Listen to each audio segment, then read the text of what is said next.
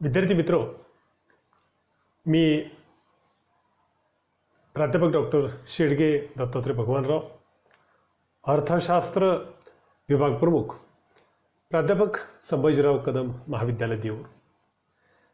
आज आपण एका नव्या विषयाची ओळख करून घेणार आहोत आणि तो म्हणजे बँक खात्याचे प्रकार व त्याची वैशिष्ट्ये. बँकेच्या खाते प्रकारांमध्ये आपल्याला काही बाबी ह्या अगोदर स्पष्ट करून घ्याव्या लागतील. कोणत्याही व्यक्तीचं बँकेमध्ये विविध स्वरूपाची जेव्हा खातं आपण उघडतो त्यावेळेला सर्वच खात्यांची आपल्याला माहिती असते असं नाही. त्यामुळे अशा प्रत्येक खात्याची बारकाईची वैशिष्ट्ये काय आहेत हे आपल्याला पाहता येईल. एखाद्या व्यक्तीने किंवा संस्थेने बँक व्यवहारासाठी, विविध स्वरूपाच्या बँक व्यवहारासाठी बँकेत खाते उघडताना ते वैयक्तिक किंवा संयुक्त स्वरूपाचे असते किंवा त्याचे वेगवेगळे प्रकार आहेत. खातेदारानुसार ते प्रकार पडतात. तो एक वेगळा भाग आहे. याशिवाय एखाद्या खातेदाराचं बँकेत एक खातं असू शकतं किंवा एकापेक्षा जास्तही खाते असू शकतात. म्हणजेच एखादा व्यक्ती एकाच बँकेमध्ये चालू खातं आणि बचत खातं हे काढू शकतो किंवा एका बँकेमध्ये चालू खातं, दुसऱ्या बँकेमध्ये बचत खातं, तिसऱ्या बँकेमध्ये आवर्ती ठेव खातं वगैरे वगैरे अशा विविध स्वरूपाची खाती हे खातेदार काढत असतात. एका किंवा अनेक बँकांमध्ये ते खाते काढतात. याशिवाय विविध प्रकारचे अलीकडे व्यवहार करण्यासाठी, उदाहरणार्थ शेअर बाजारातील व्यवहार असतील किंवा अन्य ठिकाणचे व्यवहार असतील, यासाठी वेगवेगळ्या प्रकारची खाती काढण्याची आता गरज आहे. जसे की शेअर बाजारातील व्यवहार करण्यासाठी डीमॅट खात्याची आवश्यकता आहे किंवा आंतरराष्ट्रीय पातळीवरचे जेव्हा व्यवहार आपण करतो तेव्हा वेगवेगळ्या प्रकारच्या खात्यांची आवश्यकता असते. उदाहरणार्थ NRI जी लोक आहेत, अनिवासी भारतीय आहेत, त्याच्यासाठी वेगवेगळ्या खात्यांची आपल्याला इथं कल्पना घ्यायची आहे किंवा त्याची माहिती आपल्याला थोडक्यामध्ये इथं घ्यायची आहे. बँकांच्या अशा विविध खात्यांच्या प्रकारांपैकी पहिलं खातं येतं ते म्हणजे चालू खातं. आपल्या सगळ्यांना बहुतेक या खात्याची माहिती आहे. आपल्या परिचयाच्या खात्यांमध्ये चालू खातं आणि बचत खातं ही दोन खाती येतात. त्यापैकी पहिलं चालू खातं. चालू खाते हे बँक आणि इतर वित्तीय संस्थांमधील एक प्रकारची ठेव खाते आहे. हे खाते सहसा वास्तविक पाहता विविध प्रकारच्या व्यवसायासाठी आणि धंद्यांसाठी हे वापरले जातं किंवा ज्यांना सातत्याने व्यवहार करावे लागतात अशांसाठी या खात्याचा वापर होतो आणि म्हणूनच याला चालू खाते असं म्हटलेलं आहे. या खात्यांच्या गुणधर्माचा जेव्हा आपण विचार करतो त्यावेळेला या खात्यामध्ये दिवसातून कितीही वेळा पैसे ठेवता येतात आणि कितीही वेळा पैसे काढता येतात आणि म्हणूनच याला चालू ठेव खाते, सातत्याने हे खातं चालू राहतं म्हणून याला स्वाभाविकपणे चालू खातं असं म्हटलं गेलेलं आहे. चालू खात्याच्या गुणधर्माचा जेव्हा आपण विचार करतो त्यावेळेला काही प्रमुख गुणधर्म आपल्याला समोर येतात. यामध्ये या खात्यावरती व्याज दिलं जात नाही, कारण चालू खात्यावरच्या रकमा बँकांना वापरता येत नाही. बँकांना जर या रकमांचा उपयोग होत नाही तर बँका अशा खात्यांवरती व्याज कसं देतील हा सरळ त्यातला मतितार्थ आहे. आणि म्हणूनच चालू खात्यावरच्या रकमा बँकांना वापरायला मिळत नाहीत म्हणून या खात्यावरती व्याज दिलं जात नाही. हा एक भाग आपल्याला इथे लक्षात घ्यावा लागेल. विविध प्रकारच्या सेवा या खात्यावरती दिल्या जातात, मात्र त्यासाठी शुल्क आकारलं जातं. म्हणजे सशुल्क सेवा काही या खात्यावरती दिल्या जातात, ज्यामध्ये चेकचा वापर असेल, ATMची सुविधा असेल किंवा इंटरनेट बँकिंग असेल, मोबाईल बँकिंग असेल, ह्या सेवा या खात्यावरती दिल्या जातात. मात्र याला काही आकार बँकांकडून चार्ज केला जातो. या खात्यावर किती व्यवहार केले जाऊ शकतात, उदाहरणार्थ बचत खात्याला आणि मुदत खात्याला ज्या मर्यादा आहेत त्यातली कुठलीच मर्यादा चालू खात्यावरती नाही. दर दिवशी किंवा दर महिन्याला कितीही रक्कम तुम्ही या बँकेमध्ये या ठेव खात्यामध्ये ठेवू शकता आणि काढू शकता. मात्र काही बँकांनी या खात्यावरती किमान रक्कम जर शिल्लक राहिली नाही तर बँका यामध्ये खातेदाराला दंड करू शकतात. हा वेगवेगळ्या बँकांचा तो धोरणाचा विषय आहे. आता इतर खात्यांच्या रकमा आणि या खात्यातील रकमा ठेवण्यामध्ये आणि काढण्यामध्ये कुठल्या प्रकारच्या मर्यादा नाहीत. किंवा या बँकेच्या खात्यावरती काही सवलती ही बँका आजकाल उपलब्ध करून देतात. अशा स्वरूपाच्या या खात्याचे जेव्हा आपण माहिती ठराविक गुणधर्म जेव्हा आपण पाहतो त्यावेळेला आता या खात्याची काही प्रमुख वैशिष्ट्ये आपल्याला काय पाहता येतील. या वैशिष्ट्यांमध्ये पहिलेच वैशिष्ट्य आहे, चालू खाते मुख्यत्वे उद्योग, व्यापार व व्यावसायिक संस्थांना जास्त उपयुक्त ठरतं.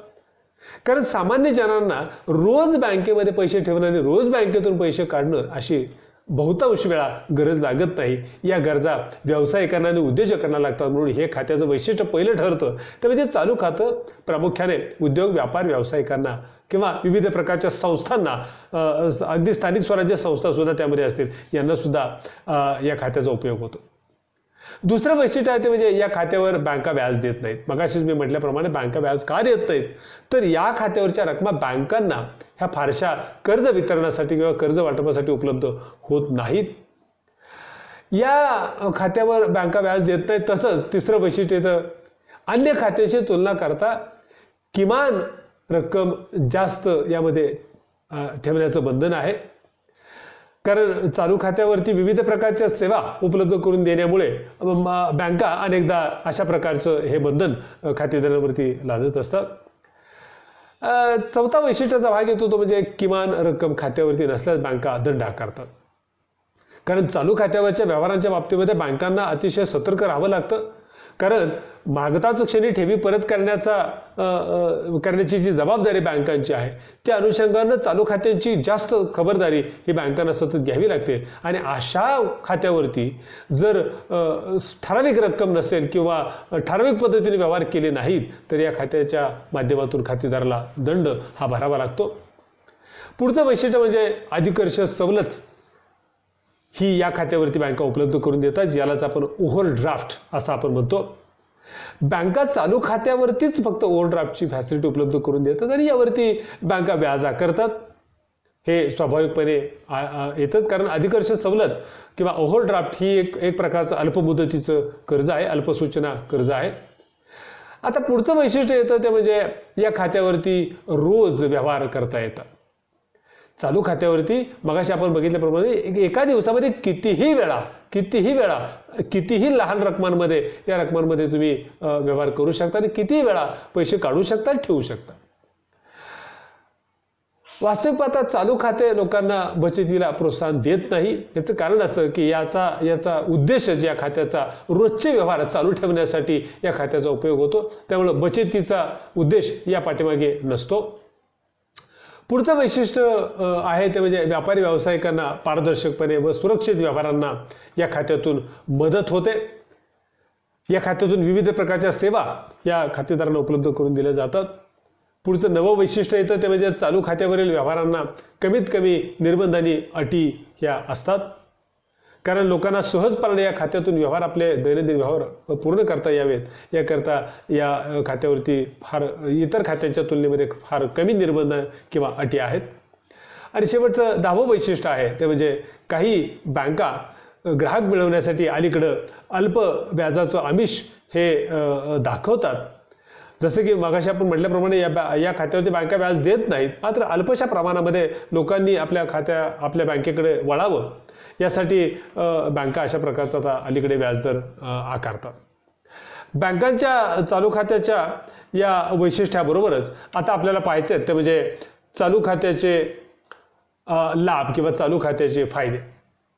पहिलाच फायदा आहे की हे खातं हे व्यावसायिकांना, उद्योजकांना आणि संस्थांना हे उपयुक्त ठरतं. वास्तविकता नोंदणीकृत संस्था किंवा व्यावसायिक किंवा उद्योजक यांना दैनंदिन व्यवहारासाठी सातत्यानं या रकमा लागत असतात. आणि या सर्व संस्थांमध्ये सार्वजनिक संस्था असतील, खाजगी कंपन्या असतील, विश्वस्त संस्था असतील, शैक्षणिक संस्था असतील, भागीदारी संस्था असतील किंवा सहकारी संस्था असतील, या सर्वांना या चालू खात्याचा जास्त उपयोग होतो किंवा हे चालू खातं त्यांना आवश्यक असतं. कारण सातत्यानं केव्हाही रकमा उपलब्ध कराव्या लागतात आणि व्यवहारांची पूर्तता करावी लागते. दुसरा फायदा आहे तो म्हणजे लाभ आहे तो म्हणजे पारदर्शक व सुरक्षित व्यवहार. या खाते व्यवहारामुळे संस्था खातेदाराला आपले आर्थिक व्यवहार हे पारदर्शक पद्धतीने व सुरक्षित पद्धतीने पार पाडता यावेत यासाठी विविध प्रकारच्या सुविधा ह्या उपलब्ध करून देतात.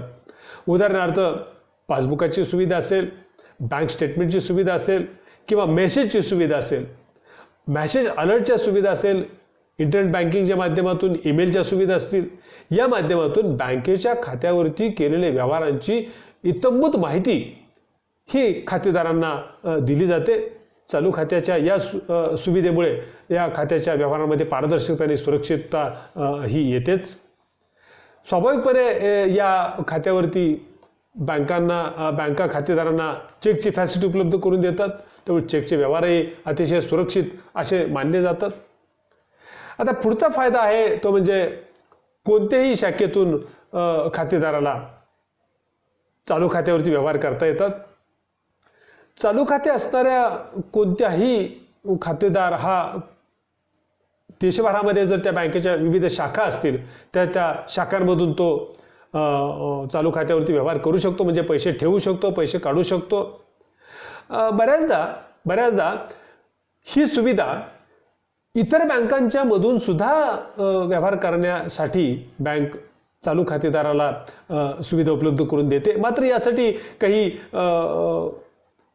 त्यासाठी आकार हा शुल्क हे आकारलं जातं आणि यामुळे चालू खात्यामध्ये चालू खातेदाराला केव्हाही पैसे ठेवणे आणि काढणे, देशाच्या कानाकोपऱ्यामध्ये कुठेही जाऊन तो व्यवहार करू शकतो, अशा प्रकारची सुविधा अलीकडे या बँकांनी उपलब्ध करून दिलेली आहे.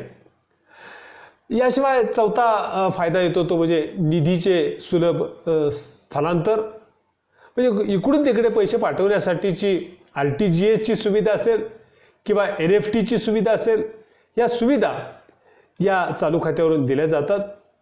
याशिवाय डिमांड ड्राफ्ट, चेक किंवा विविध स्वरूपाच्या सगळ्या फॅसिलिटीज किंवा सुविधा या चालू खात्यामधून उपलब्ध करून दिल्या जातात. त्यामुळं खातेदाराला इकडून तिकडे देशाच्या कानाकोपऱ्यामध्ये किंवा आंतरराष्ट्रीय पातळीवरती सुद्धा पैसे पाठवण्याची कुठलीही अडचण या ठिकाणी होत नाही. पुढचा फायदा आहे तो म्हणजे व्यावसायिक व औद्योगिक माहिती. व्यावसायिक व औद्योगिक माहिती उपलब्ध होण्यासाठी या खात्याचा मगाशी मी उल्लेख केल्याप्रमाणे पारदर्शक व सुरक्षित व्यवहारांच्या वैशिष्ट्याच्या ठिकाणी जसं आपण पाहिलं की बँका अलीकडे मेसेजेस असतील, ईमेल असेल, या माध्यमातून बँक स्टेटमेंट असतील, या माध्यमातून इत्थंभूत व्यवहारांची माहिती ही व्यावसायिकांना आणि उद्योजकांना दिली जाते. याशिवाय चालू खात्यामध्ये बहुतेक व्यावसायिक, उद्योजक आणि व्यापारी हे असल्यामुळे देशभरातल्या अन्य बँकांमध्ये किंवा देशभरातल्या आर्थिक व्यवहारांची माहिती ही जी चालू खातेदाराला उपयुक्त होईल अशा स्वरूपाची माहिती ही उपलब्ध करून देण्याचं कामही या बँका करतात. हाही फायदा खातेदारांना निशुल्क उपलब्ध होतो आणि म्हणून हे जे खातं आहे चालू खातं हे बँकाच्या दृष्टीने आणि ग्राहकाच्या दृष्टीने महत्त्वपूर्ण मानलं जातं. पुढचा फायदा आहे तो म्हणजे आधुनिक सेवांचा लाभ. यापूर्वीच उल्लेख केल्याप्रमाणे चालू खातेदाराला बँकेकडून ज्या विविध सेवा उपलब्ध होतात त्यामध्ये प्रामुख्याने सर्वात महत्त्वाची सुविधा ती म्हणजे ATMची सुविधा असेल, डेबिट कार्डची सुविधा असेल, क्रेडिट कार्डची सुविधा असेल, इंटरनेट बँकिंग असेल, मोबाईल बँकिंग असेल, विदेशी चलनाच्या विनिमयाचा विषय असेल किंवा विनिमय करून देण्याचा प्रश्न असेल तोही या बँकेच्या खात्याच्या माध्यमातून केला जातो. बँकांच्या खातेदारांना बँका हमीपत्र उपलब्ध करून देतात. हुंडीचे व्यवहार, बोटीच्या पावत्या, आंतरराष्ट्रीय व्यापारामध्ये ज्या लागतात त्या, विदेशी प्रवासाची विमानाची तिकिटे, अशा अनेक प्रकारच्या सुविधा या चालू खात्यातून बँका आपल्या खातेदारांना उपलब्ध करून देतात. एकूणच काय, चालू खातं हे विविध अर्थानं बँक ग्राहकांना हे उपयुक्त ठरतं. आता आपण जाणार आहोत पुढच्या खाते प्रकाराकडे, ते म्हणजे खाते प्रकार बचत खाते. बचत खाते ही बँका आणि याशिवाय वित्तीय संस्था, याशिवाय सर्वसामान्य जनता या सर्वांच्यामध्ये लोकप्रिय अशा स्वरूपाचं खातं मानलं जातं. विशिष्ट अपवाद वगळता कोणतीही व्यक्ती किंवा व्यवसाय आपले पैसे बँकेकडे जेव्हा ठेव स्वरूपामध्ये ठेवतात त्यावेळेला त्या ठेवीच्या प्रकारांमध्ये जर सातत्याने आपल्याला पैसे काढण्याची आवश्यकता नसेल तर या बचत खात्यामध्ये ठेवले जातात. कारण या बचत खात्यावरती व्याज मिळण्याची सुविधा आहे. लोकांना बचतीची सवय लागावी याकरिता बँका व्याजाची आकारणी करून चांगल्या स्वरूपाचा परतावा हा खातेदारांना देत असतात. बँका जेव्हा बचतीच्या माध्यमातून जो निधी गोळा करतात, या निधीचा उपयोग बँकांना कर्ज वाटपासाठी होतो, त्यातून बँकांनाही उत्पन्न मिळतं आणि म्हणून बँका साधारण 3% 5% किंवा 6%ही 5% साधारणपणे बँका बचत खात्यावरती व्याज देतात. ठेवीदारांना व्याज मिळतं म्हणून आपल्याकडे रोकड सांभाळण्यापेक्षा बचत खात्यामध्ये आपण ती रक्कम ठेवूया आणि निधी साठवूया, अशा स्वरूपाची एक भावना आणि भूमिका ठेवीदारांच्या माध्यमातून पाळली जाते किंवा राबवली जाते. आता या सगळ्या प्रकारामध्ये बँकांच्या बचत खात्याच्या संदर्भामध्ये कर्ज उपलब्ध करून देण्याची सुविधा किंवा अन्य स्वरूपाच्या ज्या चालू खात्यावरती ज्या सेवा उपलब्ध होतात, त्याच सुविधा बचत खात्यावरती सुद्धा उपलब्ध होतात. बचत खात्याबरोबर मिळणाऱ्या विविध सोयी ग्राहकांना ह्या निशुल्क होत नाहीत, हे स्वाभाविकपणे आलंच. यासाठी काही शुल्क बँका आकारतात. या शुल्क आकारल्यानंतर बँका विविध स्वरूपाच्या बचत खात्याचे लाभ हे आपल्या ग्राहकांना उपलब्ध करून देतात. सर्वसामान्य लोकसुद्धा घरी रोख रक्कम ठेवण्यापेक्षा ती सुरक्षित राहावी, त्यातून काही उत्पन्न मिळावं याकरिता बचत खात्याला प्राधान्य देतात. बचत खात्याला प्राधान्य देत असताना बचत खात्यावरती किती व्याजदर असावं या बाबतीमध्ये कुठले निर्बंध बँकांवरती नसतात. बँका या आपल्याकडे ग्राहक आकर्षित व्हावेत, आपल्याकडे ठेवीदार आकर्षित व्हावेत याकरता विविध स्वरूपाचे व्याजदर आकारताना आपल्याला बघायला मिळतात. बचत खात्याची काही ठराविक वैशिष्ट्य आपण थोडंसं या ठिकाणी पाहूया. बचत खात्याच्या ठळक वैशिष्ट्यांमध्ये पहिलं वैशिष्ट्य येतं ते म्हणजे बचत खात्यावर कितीही वेळा रकमा ठेवता येत नाहीत किंवा काढता येत नाहीत. बचत खात्यामध्ये पैसे ठेवण्यासाठी अजिबात बंधन नाहीये, मात्र बचत खात्यातून पैसे काढण्यासाठी मात्र बंधन असते. दुसरं वैशिष्ट्य म्हणजे हे जे पैसे काढण्यावरती जे बंधन आहे ते बंधन आठवड्यातून 2 वेळा किंवा महिन्यातून 9 वेळा किंवा वेगवेगळ्या प्रकारचे बंधनं हे वेगवेगळ्या बँकांनी आपल्या अनुभवातून घातलेली आपल्याला बघायला मिळतात. तिसरं वैशिष्ट्य म्हणजे खात्यातून मोठी रक्कम काढावायची असल्यास बँकेला पूर्वसूचना द्यावी लागते. बँकेला अशी सूचना दिल्याशिवाय मोठी रक्कम बचत खातेदाराला मिळत नाही. पुढचं वैशिष्ट्य आहे ते म्हणजे बचत खात्यातील पैसे काढण्यासाठी विड्रॉल स्लिप अथवा चेकचा वापर करावा लागतो. पुढच्या वैशिष्ट्यामध्ये बचतीला प्रोत्साहन देणे हा या खात्याचा प्रमुख उद्देश असल्याने या खात्यावरती व्याज आकारलं जातं. लोक व्याजाच्या आमिषाने बचतीला प्राधान्य देतात. पुढचं वैशिष्ट्य आहे ते म्हणजे या बचत खात्यावरती 50,000 रुपयापेक्षा जास्त रकमेच्या व्यवहारांसाठी हा चेकचा वापर करणं हे अनिवार्य आहे, कंपल्सरी आहे. तसेच 50,000 रुपयाच्या पुढची रक्कम काढायची असेल तर बँकेला ग्राहकाला पॅन कार्ड सादर करावं लागतं. पॅन कार्ड जोडल्याशिवाय या खात्यातून रकमांचे व्यवहार होणार नाहीत. हे एक बंधन या ठिकाणी आपल्याला आहे ते वैशिष्ट्याच्या स्वरूपात दिसतं. या खात्यावर साधारणपणे 5% व्याजदर दिला जातो किंवा बँका देतात. बँकांनी या पुढच्या वैशिष्ट्याचा विचार आपण जर केला तर 500 ते 5,000 रुपये एवढी रक्कम या बँकेमध्ये किमान असावी अशा प्रकारचं एक बंधन खातेदारांवरती आहे. कोणतीही निरंतर बँक सेवा मिळवण्यासाठी निरंतर सेवा खातेदारांना वेगवेगळ्या प्रकारच्या ज्या सेवा बँका पुरवतात यासाठी बचत खात्याच्या माध्यमातून जी सेवा पुरवली जाते त्यासाठी विशिष्ट प्रकारचं शुल्क ह्या बँकेकडून आकारलं जातं आणि या सेवा खातेदाराला पुरवल्या जातात. 10वं वैशिष्ट्य म्हणजे ATM आणि डेबिट कार्डचा वापर या खात्याच्या माध्यमातून करता येतो. याशिवाय 11वा वैशिष्ट्याचा भाग खाते सुरू राहण्यासाठी किमान रक्कम खात्यामध्ये असणे आवश्यक आहे. आता या बाबतीमधली मर्यादा विविध बँकांच्या वेगवेगळ्या ह्या मर्यादा असू शकतात. 12वं वैशिष्ट्य, वर्षातून काही रक्कम किंवा काही किमान व्यवहार या खात्यावरती जर चालू राहिले नाही तर कदाचित या खातेदाराला काही शुल्क आकारले जाते, काही दंड आकारला जातो. पुढचं वैशिष्ट्य म्हणजे इलेक्ट्रॉनिक क्लिअरिंग सिस्टीम ECS सेवा ही बचत खातेदारांना मिळते. याच्या साहाय्याने कर्जाचे हप्ता असेल, वीज बिल असेल, फोन बिल असेल किंवा अन्य प्रकारची किरकोळ व्यवहार हे या बचत खात्याच्या माध्यमातून खातेदारांना करता येतात. याशिवाय कर्ज फेडीच्या संदर्भामध्ये गृहकर्ज असेल, वाहन कर्ज असेल किंवा वैयक्तिक स्वरूपाची कर्ज असतील, या सर्व कर्जाचे हप्ते हे बचत खात्याच्या माध्यमातून भरण्याची सुविधा बचत खात्यामध्ये असते. आणि शेवटचं वैशिष्ट्य म्हणजे बचत खातेदारांना आवश्यक असल्यास सुरक्षित सेफ लॉकर्स सेवा ही बचत खातेदारांना उपलब्ध करून दिली जाते. अशा स्वरूपाच्या विविध कामकाजाचा भाग आपण या वैशिष्ट्यांच्या माध्यमातून पाहण्याचा प्रयत्न केला. याशिवाय अनेक प्रकारची कामं बँका करतात बचत खातेदारांसाठी, त्याचाही वैशिष्ट्यांमध्ये अंतर्भाव होऊ शकतो. मात्र ही आत्ता बघितलेली आपण एक 15 प्रमुख वैशिष्ट्य बँकांच्या बचत खात्याच्या कामकाजाचे आपल्याला सांगता येतील. आता आपण पुढे पाहणार आहोत बचत खात्याचे फायदे.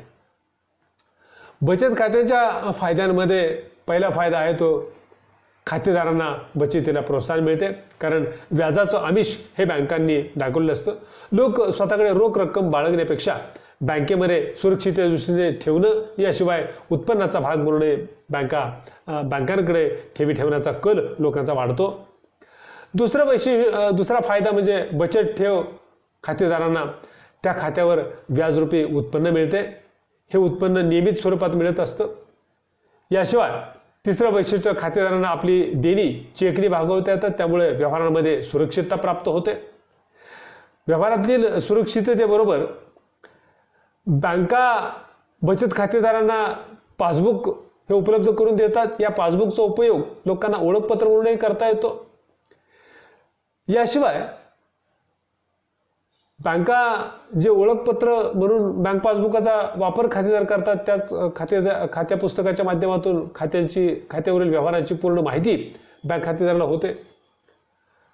पैसे इकडून तिकडे पाठवण्याची सुविधा ही चालू खात्याप्रमाणे याही खात्यामध्ये बचत खात्यामध्ये मिळते. उदाहरणार्थ NFT करायची असेल किंवा इतर स्वरूपाच्या साधनांचा वापर करून पैसे इकडून तिकडे पाठवण्याची सुविधा बचत खात्याला मिळते.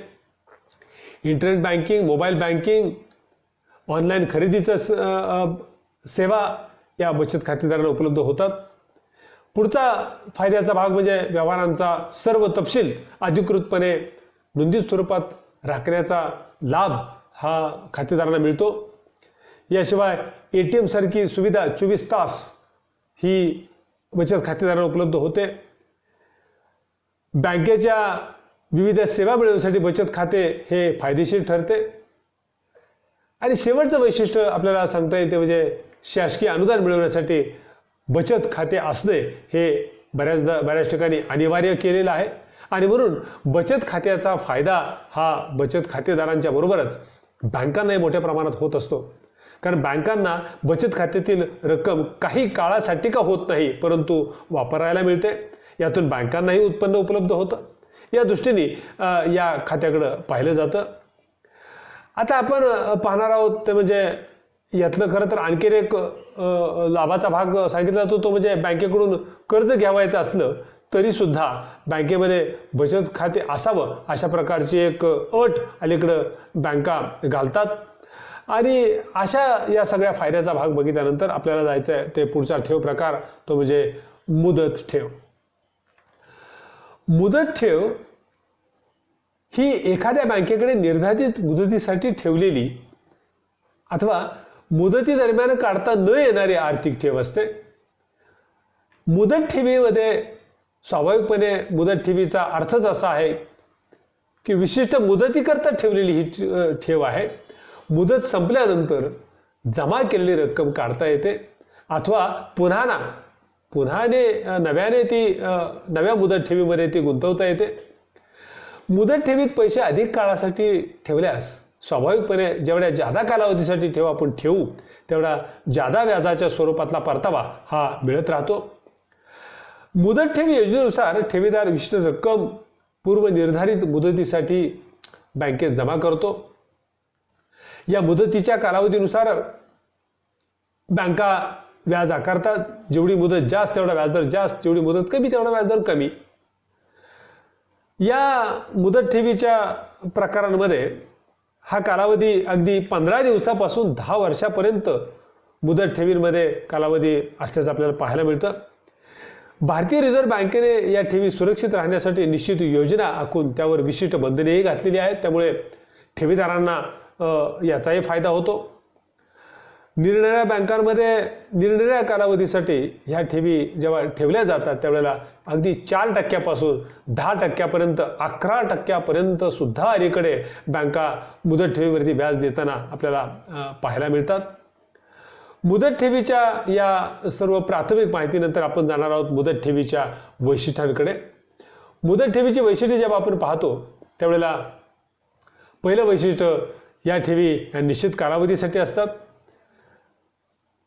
मुदत ठेवी या 15 दिवसापासून 15 दिवसाच्या, 30 दिवसाच्या, 91 दिवसाच्या, 181 दिवसाच्या, 366 दिवसाच्या, 65 दिवसाच्या, 2 वर्ष, 3 वर्ष, 5 वर्ष अशा 10 वर्षापर्यंतच्या अशा विविध कालावधीसाठी या ठेवी ठेवल्या जातात. म्हणजेच काय तर मुदत ठेवीसाठी कालावधी हा निश्चित असतो. दुसरं वैशिष्ट्य म्हणजे निश्चित परतावा. मुदत खात्यावरती किती व्याजदर असेल हे बँकांनी अगोदरच निश्चित केलेलं असतं. त्यामुळे मुदत संपल्यानंतर ठेवीदारांना निश्चित परतावा निश्चित व्याजदराने मिळणार याची खात्री असते. त्यामुळे ह्या बँकेचं हे एक वैशिष्ट्य मानलं जातं. निश्चित व्याजदराने खातेदाराला ठेवीदाराला निश्चित स्वरूपाचं उत्पन्न मिळणार आहे याची खात्री या ठिकाणी मिळते. तिसरं वैशिष्ट्य म्हणजे तारण सुविधा. मुदत ठेव धारकांना मुदत संपण्यापूर्वीच जर पैशाची आवश्यकता लागली तर मुदत ठेव पावती तारण ठेवून बँका कर्ज उपलब्ध करून देतात. ही एक अतिशय महत्त्वाची सुविधा या ठेवीदारांना मिळते आणि यासाठी स्वाभाविकपणे ठेवीपेक्षा दिलेल्या कर्जावरचं व्याजदर हे थोडंसं जास्त राहणार. बँका त्याच्या उत्पन्नाचा भाग म्हणून हे ठेवणं स्वाभाविक आहे. मात्र तारण सुविधा या ठेव खात्यातून उपलब्ध होते हा एक प्रमुख वैशिष्ट्याचा भाग या ठिकाणी आपल्याला सांगता येईल किंवा पाहता येईल. पुढचं वैशिष्ट्य म्हणजे आकर्षक व्याज. बँका मुदतीच्या प्रमाणामध्ये व्याजदर आकारतात किंवा व्याज देतात. जेवढी कमी मुदत तेवढी कमी व्याज, जेवढे जास्त मुदतीची ठेव असेल तेवढे जास्त व्याज या बँका देतात. आकर्षक व्याजदर आकारून आपल्याच बँकेकडे जास्तीत जास्त ठेवीदार कसे आकर्षित होतील याचा प्रयत्न बँका मुदत ठेवीच्या बाबतीतही करतात. याशिवाय विविध प्रकारच्या आकर्षक ठेव योजना ही अलीकडे बँका तयार करतात. मुदत ठेवीमध्ये लोकांनी जास्तीत जास्त पैसे ठेवावेत म्हणजेच ते पैसे बँकांना विविध स्वरूपाच्या कर्ज व्यवहारांसाठी वापरता येतील असा एक प्रयत्न बँका अशा विविध ठेव योजनांच्या माध्यमातून करत असतात. जसे की दामदुप्पट ठेव योजना, दरमहा उत्पन्न योजना, पेन्शन योजना, पुनर्गुंतवणूक ठेव योजना, दीर्घकालीन परतावा देणाऱ्या योजना अशा विविध स्वरूपाच्या योजना वेगवेगळ्या नावाने ह्या बँका ठेवत असताना आपल्याला पाहायला मिळतात. आता आपण पाहणार आहोत ते म्हणजे मुदत ठेवीचे फायदे. सर्वात पहिला, लोकांना दीर्घकालीन गुंतवणुकीची सवय यामुळे लागते, हा पहिला फायदा. मुदत ठेव धारकांना चांगलं व्याज स्वरूपातलं उत्पन्न मिळतं. गरज पडल्यास कर्ज सुविधेचा लाभ घेता येतो. मुदतीनंतर मिळणाऱ्या रकमेतून एखादी मालमत्ता खरेदी करण्याचा प्रयत्न हा ठेवीदार करू शकतो. बँकांनाही मुदत ठेवीतून दीर्घ मुदतीसाठी रक्कम उपलब्ध झाल्याने यातून दीर्घ मुदतीची कर्ज देऊन चांगलं उत्पन्न मिळवता येतं. अशा ठेवी भांडवली विकासाला चालना देणाऱ्या ठरतात. कारण दीर्घ मुदतीची कर्ज ह्या बँका अशाच प्रकारच्या मुदत ठेवीतूनच उपलब्ध करून देतात. त्यामुळे व्यावसायिकांना आणि उद्योजकांना कर्ज सुविधा उपलब्ध होऊन देशामध्ये भांडवलाला चालना मिळते. भांडवलाच्या उपलब्धतेतून विकासाला चालना मिळते. शेवटचा फायदा सांगता येईल तो म्हणजे निवृत्त लोकांना आपले पैसे मुदत ठेवीमध्ये गुंतून निर्वाहासाठी हमखास उत्पन्नाचे साधन म्हणून या ठेवींकडे पाहता येतं. वास्तविक पाहता मुदत ठेव हा ग्राहकांच्या दृष्टीने म्हणजे ठेवीदारांच्या दृष्टीने बँकांच्या दृष्टीने अतिशय फलदायी अशा स्वरूपाचा ठेव प्रकार मानला जातो. मुदत ठेवीत मधलाच आणखी एक प्रकार तो म्हणजे आवर्त ठेव योजना. आपल्याला आवर्त ठेव योजनेमध्ये काही नेमक्या गुणधर्मांचा समावेश आहे. हा साधारणपणे मुदत ठेवींसारखीच ही ठेव योजना आहे.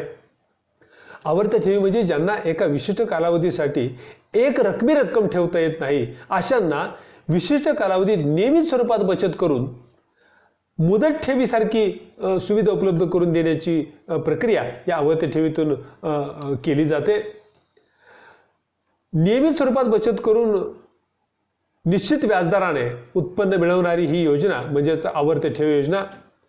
दरमहा विशिष्ट कालावधीपासून निश्चित रक्कम कपात करून बचत खाते किंवा चालू खाते यापेक्षा जादा व्याजदरानं या खात्यावर मॅच्युरिटी कालावधी संपल्यानंतर गुंतवणूकदारांना गुंतवलेल्या पैशावरती जमा झालेले व्याज आणि मुद्दल अशी चांगली रक्कम ही परतावा म्हणून मिळते. वास्तविक पाहता या योजनेमध्ये प्रत्येक महिन्याला ठराविक रक्कम जमा करावी लागते. आवर्ती ठेव योजना म्हणजे याला रिकरिंग डिपॉझिट स्कीम असंही म्हटलं जातं.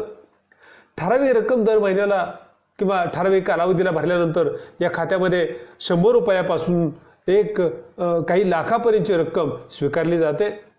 यावर मिळणारं व्याज हे मुदत ठेवींप्रमाणे अगोदरच निश्चित केले जाते. प्रत्येक बँक वेगवेगळ्या कालावधीसाठी वेगवेगळे व्याजदर हे आकारते. हे व्याजदर साधारणपणे 6% 8% हे व्याजदर असतात. वास्तविक पाहता या आवर्त ठेव योजनेचा सर्वसामान्यांना अतिशय फायदा होतो. ज्या लोकांना भविष्यामध्ये काही मोठी कामं करायची आहेत अशा कामकाजाकरिता आपल्याकडे एक रकमी रक्कम आपल्याला ठेवता येणार नाही म्हणून रोजच्या दैनंदिन व्यवहाराच्या दैनंदिन शिल्लकीतून काही बचत रक्कम बाजूला काढून काही ठराविक कालावधीनंतर ती बँकांमध्ये आवर्ती ठेव म्हणजे विशिष्ट कालावधीनंतर 15 दिवसाला, महिन्याला, 2 महिन्याला, 3 महिन्याला अशा रकमा या ठेवणं शक्य होतं. यालाच आपण आवर्त ठेव असं आपण म्हणतो. या ठेवींची काही वैशिष्ट्य आपल्याला पाहता येतील. या ठेवीचा फायदा जसा ग्राहकांना आहे तसंच बँकांनाही होतो. या बँकेच्या वैशिष्ट्यांमध्ये पहिलं वैशिष्ट्य येतं ते म्हणजे चक्रवाढ व्याज. बँकांमध्ये आवर्ती ठेव बँक मुदतीमध्ये जेवढी रक्कम येते त्यावरती व्याज आकारते आणि ती व्याज हे पुन्हा मुद्दलात जमा होतं आणि ते मुद्दल हे पुन्हा एकत्र जमा झाल्यानंतर त्याच्यावरती पुन्हा व्याज मिळतं. याच प्रकाराला आपण चक्रवाढ व्याज असं आपण म्हणतो. म्हणजेच काय तर व्याजाची आकारणी ठेवलेल्या ठेवीवरती होते. ठेवलेली ठेव आणि मिळणारे व्याज हे एकत्रित करून पुन्हा त्याच्यावरती पुढच्या महिन्यामध्ये किंवा पुढच्या कालावधीमध्ये व्याज मिळणं यालाच चक्रवाढ व्याज अशा पद्धतीची संकल्पना आपण या ठिकाणी आवर्ती ठेव योजनेमध्ये मिळते किंवा ठेवीमध्ये मिळते. दुसरं वैशिष्ट्य आहे ते म्हणजे या कालावधीचा या आवर्ती ठेवीचा कालावधी. आवर्ती ठेवीसाठी किमान 6 महिने व कमाल 10 वर्षाचा कालावधी हा ठेवला जातो किंवा कालावधी असतो. त्यामुळे ठेवीदारांना कालावधीचा पर्याय ह्या आपल्या सोयीने किंवा भरावयाच्या रकमेच्या स्वरूपामधला विविध पर्याय ठेवीदारांना वापरता येतात किंवा निवडता येतात. याशिवाय पुढचं वैशिष्ट्य आहे तो म्हणजे परिपूर्ती लाभ, मॅच्युरिटी बेनिफिट ज्याला आपण म्हणतो. आवर्ती ठेवीची मुदत संपल्यानंतर ठेवीदारांना मुद्दल आणि व्याज, ठरलेलं व्याज, मुदत आणि व्याज हा ठेवीदारांनी अगोदरच निश्चित केलेला असल्या कारणाने परिपूर्ती लाभ हा चांगला मिळतो किंवा ठरलेल्याप्रमाणे जेवढा कालावधी जास्त तेवढी रक्कम जास्त खातेदाराला ही मिळत राहते. पुढचं वैशिष्ट्य आहे ते म्हणजे कर्ज सुविधा. आवर्ती ठेवीदारांना गरज भासल्यास बँकेकडून जमा रकमेच्या आधारे कर्जही उचलता येते. ठेवीच्या म्हणजे आवर्त ठेवीमध्ये जेवढी रक्कम जमा झालेली आहे त्याच्या साधारणपणे 70 ते 80% ही रक्कम कर्ज म्हणून मंजूर केली जाते. आवर्त ठेवीचं पुढचं वैशिष्ट्य ते म्हणजे विलंब शुल्क. आवर्त ठेव खात्यावरती दरमहा किंवा ठराविक कालावधीमध्ये जी रक्कम भरायची आहे ती रक्कम भरण्यासाठी मात्र जर उशीर झाला तर मात्र या खात्यावरती खातेदाराला हा दंड आकारला जातो किंवा शुल्क आकारलं जातं आणि हा पूर्णपणे अधिकार हा बँकांचा असतो. याची पूर्व कल्पना ही खातेदाराला दिलेली असतेच. हे इथे विशेष. पुढचं वैशिष्ट्य आपल्याला सांगता येईल मुदतपूर्व खाते. कराराप्रमाणे म्हणजेच ठेवताना जो बँकेमध्ये आणि ठेवीदारामध्ये करार होतो, अप्रत्यक्ष साधारणपणे तो करार असतो किंवा काही वेळेला लिखित स्वरूपातही तो असतो. कराराप्रमाणे ठरलेल्या मुदतीपूर्वी खातेदारांना जर रक्कम हवी असेल तर मात्र खाते बंद करून रक्कम दिली जाते आणि यासाठी बँका साधारणपणे अल्प व्याजदर खातेदाराला देतात. ठराविकपणे बचत खात्यावरती जेवढं व्याजदर दिलं जातं तेवढं व्याजदर मग मुदतपूर्व गुंतवणुकीसाठी बँका व्याज देतात. पुढचं वैशिष्ट्य म्हणजे हे उत्पन्न आहे हे करपात्र उत्पन्न आहे. आवर्त ठेवीवरील मिळणारं उत्पन्न व्याजाच्या स्वरूपाचं जे उत्पन्न आहे हे पूर्णपणे करपात्र आहे आणि करपात्र उत्पन्न असल्यामुळे याचा फायदा हा बऱ्याचदा ग्राहकांना घेता येतो किंवा बँकांनाही या बाबतीमध्ये पारदर्शकता राखता येते. आता आपल्याला पुढे जायचं आहे ते म्हणजे आवर्ती ठेव खात्याचे फायदे. या फायद्यांमध्ये पहिला फायदा आहे तो म्हणजे आवर्ती खात्यामुळे लोकांना बचतीची सवय लागते. याशिवाय आवर्ती खात्यामुळे बचतीबरोबरच लोकांना अल्प उत्पन्न गटातील प्रामुख्याने सामान्य जनतेला बँक सेवेचा लाभ मिळतो. याशिवाय व्याजाच्या स्वरूपातलं चांगलं उत्पन्न या सामान्य जनतेला मिळतं. याशिवाय गरजू खातेदारांना बँक कर्जाची सुविधा यातून उपलब्ध होते. आणि चौथा फायदा आणि शेवटचा फायदा आपल्याला इथं स्पष्ट करता येतो म्हणजे बँकांना अशा ठेवीतून आपले कर्ज व्यवहारही पूर्ण करता येतात. असे अनेक किरकोळ फायदे आणखी काही आवर्ती ठेवीचे आपल्याला सांगता येतील, पाहता येतील. मात्र या ठिकाणी आपण या प्रमुख वैशिष्ट्यांचा आणि प्रमुख लाभाचा इथं आढावा घेतला. यानंतर आपण काही वैशिष्ट्यपूर्ण खाती पाहणार आहोत. त्यामध्ये पहिलं खातं येतं ते म्हणजे अनिवासी भारतीयांसाठीची बँक खाते, ज्याला आपण NRI बँक अकाउंट्स असं आपण म्हणतो. नॉन रेसिडेन्शियल इंडियन्स असं आपण या NRI बँक अकाउंट्सच्या खातेदारांना संबोधतो. हे मूळ भारतीय राष्ट्रीयत्व असणारे लोक विविध देशात नोकरी अथवा व्यवसायाच्या निमित्ताने जात असतात. बऱ्याचदा दुहेरी नागरिकत्व सुद्धा या लोकांच्याकडे असते. दुहेरी नागरिकत्वाद्वारे विदेशात वास्तव्य करताना भारतामध्ये काही व्यवहार करू इच्छितात किंवा आपल्या देशामध्ये काही लोक व्यवहार करू इच्छितात, अशासाठी लोक काही बँक खाती चालवतात. यालाच आपण NRI बँक अकाउंट्स असं आपण म्हणतो. NRI लोकांच्या बरोबर व्यवहार करण्यासाठी रिझर्व्ह बँकेची काही मार्गदर्शक तत्व घालून दिलेली आहेत. अनिवासी भारतीयांसाठी बँक खात्याची विशेष परवानगी देण्यात आलेली आहे. परंतु ही परवानगी देत असताना काही जी बंधनं RBI कडून बँकांना घालण्यात आलेली आहेत ती बंधनं पाळून बँका NRI साठी काही खाती चालवतात. यामध्ये या विशेष खात्यांमध्ये आपल्याला उल्लेख करावा लागेल तो म्हणजे अनिवासी भारतीयांसाठी अनिवासी बहिर्गत रुपयातील खाते योजना, नॉन रेसिडेन्शियल एक्सटर्नल ज्याला आपण म्हणूया रुपीज अकाउंट स्कीम्स, NRE अशा स्वरूपाच्या या खात्याचं संक्षिप्त नाव आहे. दुसरं खातं आहे ते म्हणजे अनिवासी भारतीयांसाठी विदेशी चलन खाते योजना, foreign currency non residential account scheme, FCNR असा शॉर्ट फॉर्म या खात्याचा असतो. तिसरं खातं म्हणजे अनिवासी भारतीयांसाठी रुपयातील सामान्य खाते योजना, non residential ordinary RuPay account scheme, NRO असं शॉर्ट फॉर्म या खात्याचा आपल्याला सांगता येईल.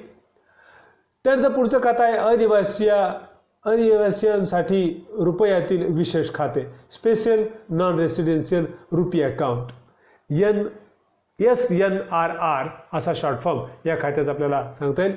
अनिवासी भारतीयांसाठी भारतात बँक खाते व्यवहार करण्यासाठी सरकारने विविध योजना वेळोवेळी तयार केलेल्या आहेत. अंदाजपत्रकाच्या माध्यमातून त्या जाहीर केल्या जातात, जेणेकरून विदेशातील लोकांनी भारतामध्ये गुंतवणुकी कराव्यात, ठेवी ठेवाव्यात, हा प्रमुख उद्देश या पाठीमागे राहतो.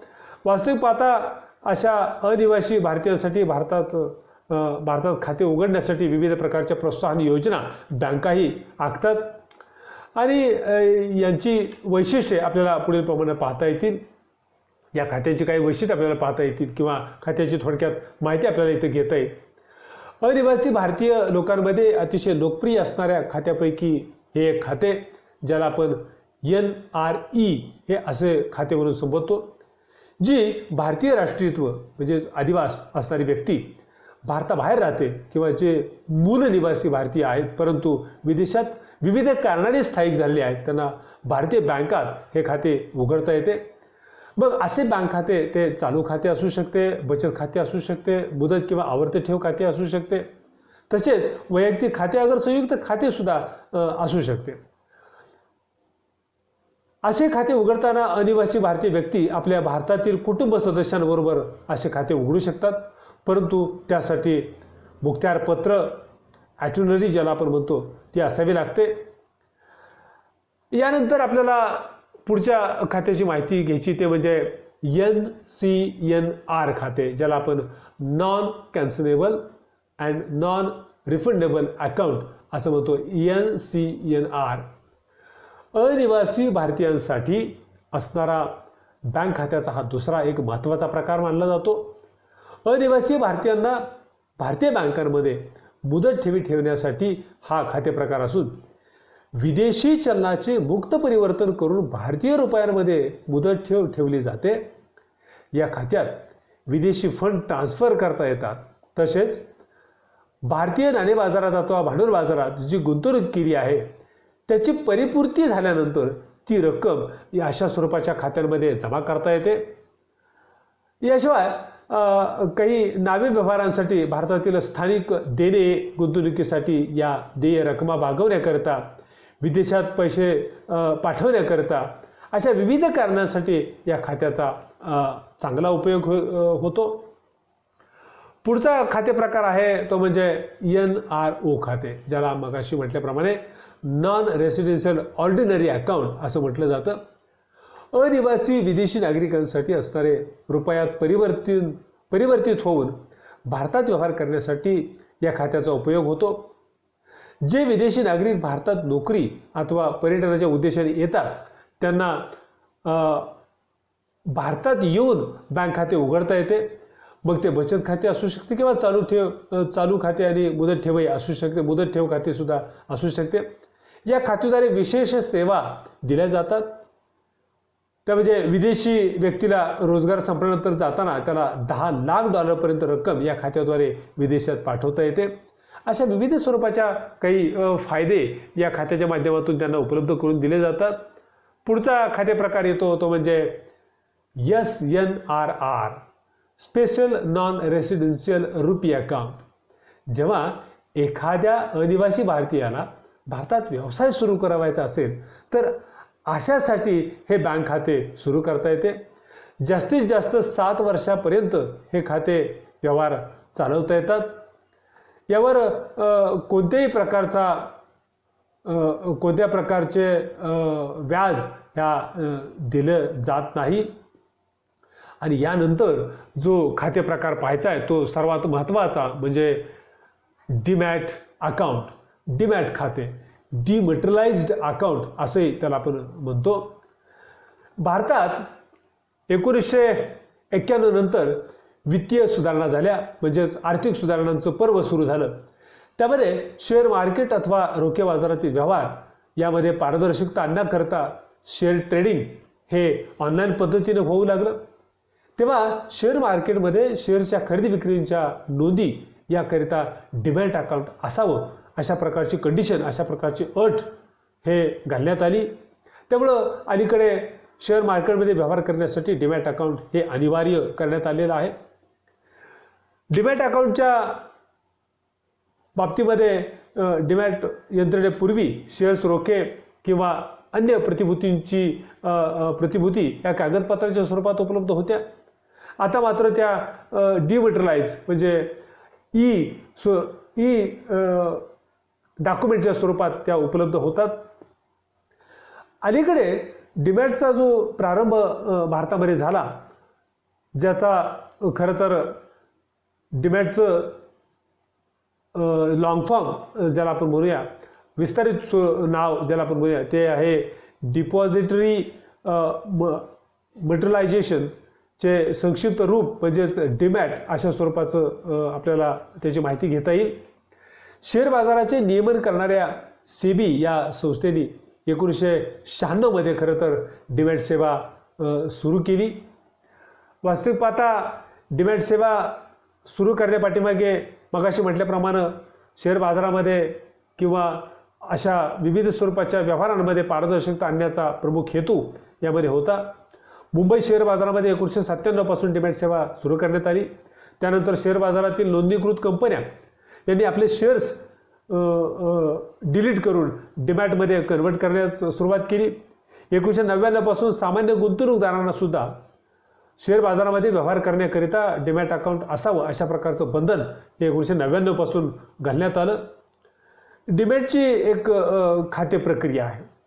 डीमॅट खाते कोणत्याही बँकेत खरं तर ते उघडता येतं. त्यासाठी संबंधित व्यापारी बँकेने गुंतवणूकदारांचं खातं काढण्याकरिता विशिष्ट स्वरूपाची व्यवस्था उपलब्ध करून दिलेली आहे. यासाठी विशिष्ट माहिती पत्रके ही सुद्धा बँकांनी उपलब्ध करून दिलेली आहेत. डीमॅट खातं काढण्यासाठी बँक खातेदाराला हे पॅन कार्ड घेणे आवश्यक असते. डीमॅट खाते उघडल्यानंतर गुंतवणूकदाराला एक स्लिप मिळते. गुंतवणूकदार आपल्या शेअर्स दलालाकडे खरेदीसाठी डीमॅट अकाउंट काढल्यानंतर डीमॅटद्वारे काही ऑर्डर्स नोंदवू शकतो. शेअर्स खरेदी केल्यानंतर अथवा रोख्यांची नोंद ही रोखे खरेदी केल्यानंतर या सर्वांची नोंद ही डीमॅट खात्यावरती होत असते. आपल्याला डीमॅट खात्याची आवश्यकता जेव्हा आपण पाहू त्यावेळेला डीमॅट यंत्रणेपूर्वी शेअर्स रोखे अथवा अन्य प्रतिभूती कागदपत्रांच्या स्वरूपात उपलब्ध करून दिल्या जात होत्या. त्यामुळे अशी कागदपत्रे खरं तर मिळण्यामध्ये विलंब होत होता. याशिवाय ही सर्व कागदपत्रे म्हणजे शेअर सर्टिफिकेट वगैरे सुरक्षित ठेवण्याची फार मोठी अडचण होती.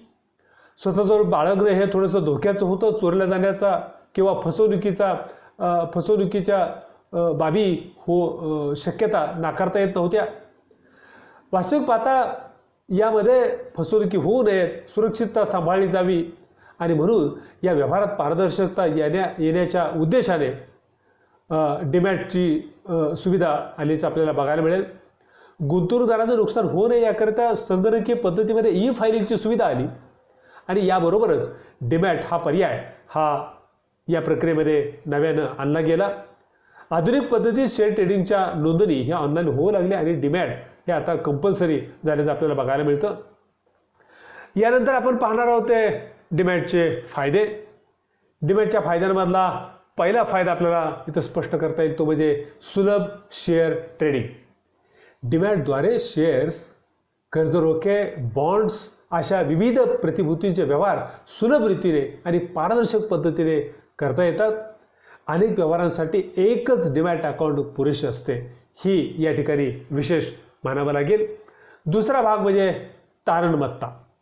डीमॅट खातेदाराला त्याच्या खात्यात असणाऱ्या शेअर खरेदीच्या रकमांच्या आधारे बँकांकडून विविध स्वरूपाच्या कर्ज सुविधा या उपलब्ध होऊ शकतात.